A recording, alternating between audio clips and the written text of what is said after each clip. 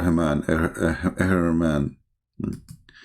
And you know, for me, I don't really have time to watch those stupid things because it doesn't make any difference anyway, whatever they say. But you know, I could not believe that the stupidity of those Muhammadan, it can go to side with the one who don't even believe in God. To side with those who spit at the word God, the word those who I mean, you know, this is why I say, when I say to you that the Muhammadan is the most people who hate Jesus, trust me on that. They are so desperate even to side with the devil himself in order to make a point. So this potato, Borat, hijab,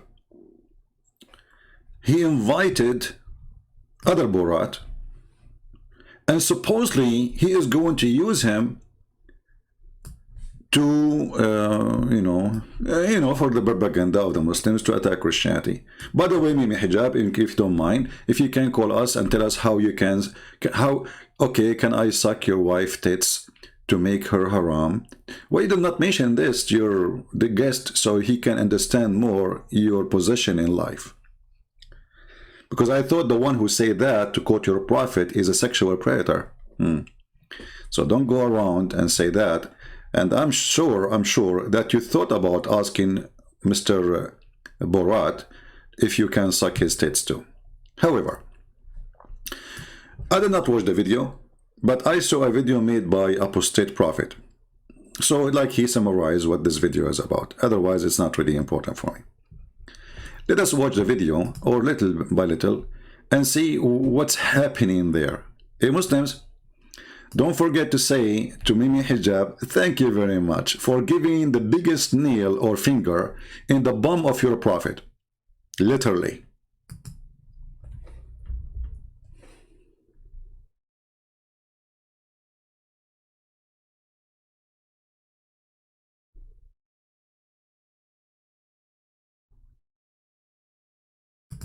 Oh, hold on, the sound is not coming. All right, a second. Don't worry, it's coming, it's coming. Let us fix it. What does it mean to be unreliable? Muslims believe in Jesus Christ. There's a lot of interest, I think, from the Muslim community, and many Muslims feel that, well, your conclusions, your historical conclusions of who Jesus Christ is more commensurate with the Muslim idea than it is with the Christian one. I wouldn't say that they line up well with the Muslim view. I really do think Jesus was crucified.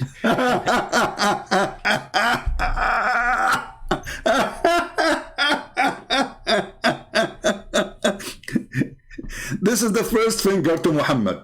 I really believe, I mean, by the way, who care about what this guy say? Who believe, or, you know, who care? I mean, you see, the stupidity is that the Muslims even do not know. I mean, shouldn't you know first what this guy believes first before you interview him? So he will not give you a finger. So you idiot. Even this guy, he said that the book, the Bible, is the most preserved book. And he's saying there's different manuscripts, but all of them, they agree that Jesus was God. And Jesus claimed to be God. And Jesus is crucified. So you stupid idiot, you try to fight Christianity, and now he gave you a finger because he just said, I truly believe that Jesus was crucified. Which means your stupid Muhammad is a fraud. He said that to you in your face. And you are publishing the video in your website, in your page, and you want to hear all the Muslims. Hey Muslims, listen to this. This is the cleric, or this is the scholar, according to you, who is going to tell us the truth about the Bible. And the truth is, Jesus was crucified. You just said you know nothing about the Quran. Conclusion. And I don't really appreciate you likening me to a Muslim. I didn't. Both in your speech and just now. I'm not making any stand about the Quran. I don't know anything about the Quran. He know nothing about the Quran. Nothing about the Quran, and he don't like to be described as if he's a Muslim. It's an insult. So this is what you are worrying now about, that what this Bert or Bart or Borat he believe. What about you get busy with your poo-poo? But his hatred, brother, his hatred is so big. He have pain. And by the way, this is the guy who debated the Christian Prince by hanging on him maybe 7 or 8 times. He did not even let me say anything. Hey, Christian, you want me to debate? Debate who? They said Christian Prince. He's making out of Muslims leaders now. Oh, okay. We are waiting for that debate. So, I believe it truly. Listen carefully, Mut'ab boy. The Tet boy. I believe it truly. And look, your guest is biting his lips before he starts talking, listening to you. He is saying to himself, shall I bite him or bite his statement? And look how polite Mimi Hijab is. What happened to Mimi Hijab? The normal person, the one who say bastard. Look how polite. And what happened to your hair? It was a date. A week ago your hair was like a tree. Anyway, listen carefully. I believe it truly that Jesus was crucified. Community, and many Muslims feel that your conclusions, your historical conclusions of who Jesus Christ is more commensurate with the Muslim idea than it is with the Christian one. I wouldn't say that they line up well with the Muslim view. I don't think they line up well. I'm going to finish this video. I mean, this video will take 10 hours with me because every 2 seconds, the guy, he said nothing yet, and we're dying laughing. I don't think, Mimi Hijab, he says they line up well. I don't think they line up well. Like, what the heck? I wouldn't say that they line up well with the Muslim view. I really do think Jesus was crucified. Oh, boy.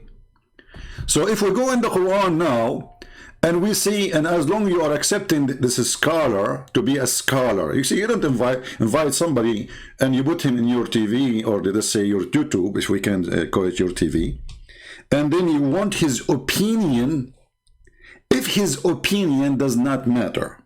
Do we agree, people? Do we agree? I mean, come on. Isn't it obvious? Every single student of knowledge knows, who studies Ulum al-Quran, that the most difficult topics are ahruf and qira'at, and the concept of ahruf and the reality of ahruf, and the relationship of the Uthmanic Mus'haf with the ahruf, and the preservation of the ahruf. Is it 1? Is it 3? Is it 7? And the relationship of the qira'at to the ahruf. This is a topic that when you're the beginning student of knowledge, you're like, what is all of this going on here? When you Hold on, what is going on here? This is the guy who bring the interview to the top of the mountain, and then he carry his prophet. He grab him from his panty, and then he throw him from the top of the mountain naked because his panty will hold in his fingers, trying to save him. So the Quran, brother, is preserved. When your scholars, you know, when Mimi Hijab, he interviewed this guy. When Mimi Hijab watched all his videos with him before, he called him a sheikh, which means he acknowledged him as his master. He asked him even, what do you think about what will happen in the future of Islam, as if he's a prophet. He speak highly about him. So when we bring a person and we interview the person to answer us about Islam, obviously you are the dummy.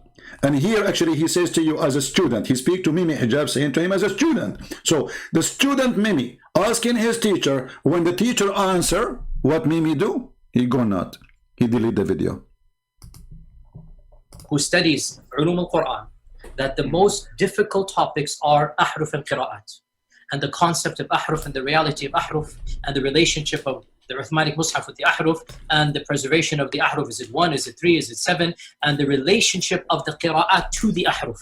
This is a topic that when you're the beginning student of knowledge, you're like, what is all of this going on here? Like he was going to say with the F, by the way, because Muslims are not polite when they speak in private, but this is because in YouTube, and now is a sheikh, like what the F is happening here, you know? Like what is let us go Brandon happening here?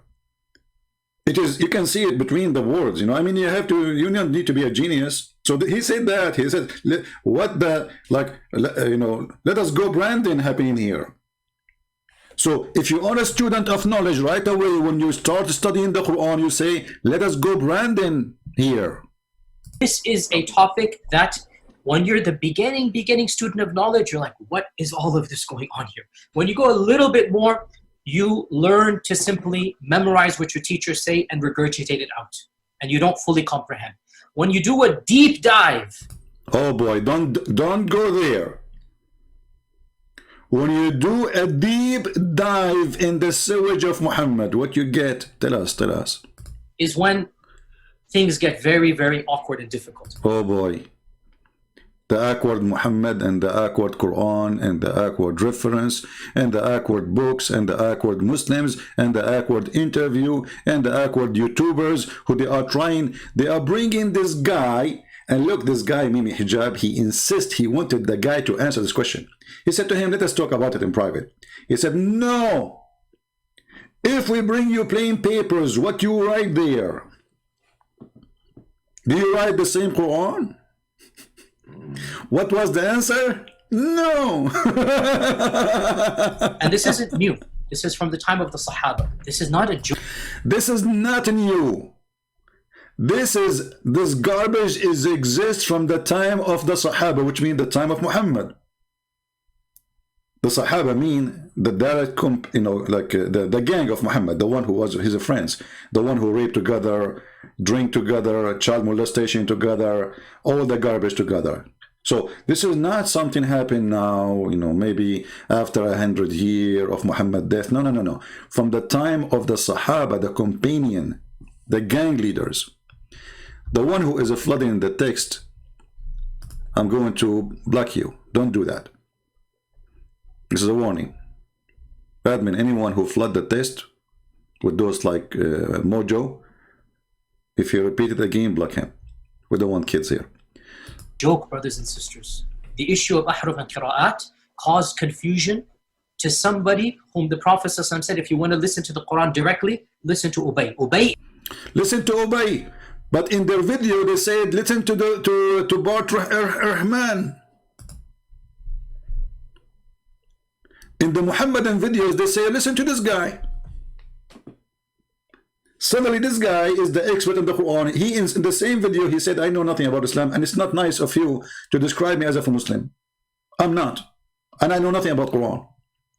So, the one who knows a lot about the Quran, he confirmed that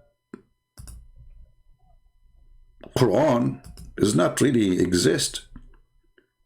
Even your Prophet says there is 7 Quran, and where are they? And they are obviously different.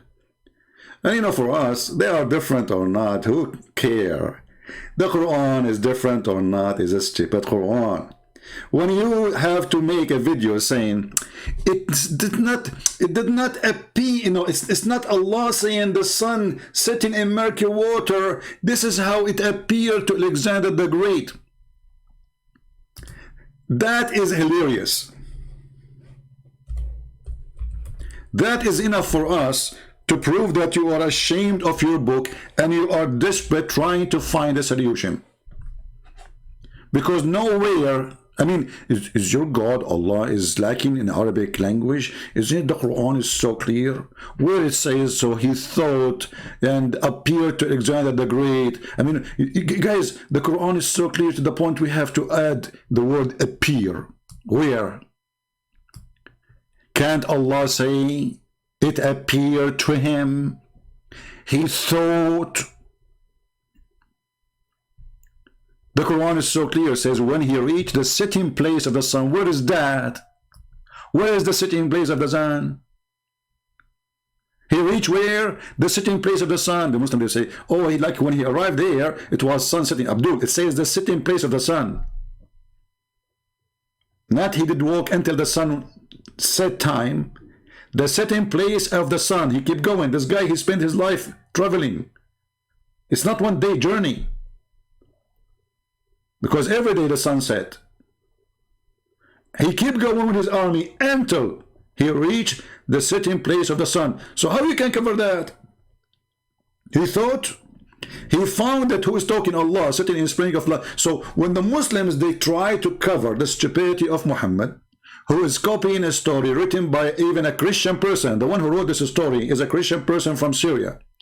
This is a fiction story about Alexander the Great. And he is the one who called him the man with the 2 horns.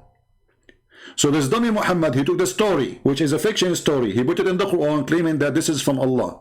At the same time, the one who get him busted is the Jews. They ask him, what do you think about the prophet? His name is the man with the two horns. So they imply to him, but the trick is, we will say to him, he is a prophet. What do you think about the prophet Zulqarnain? So the stupid Muhammad, he got the bait.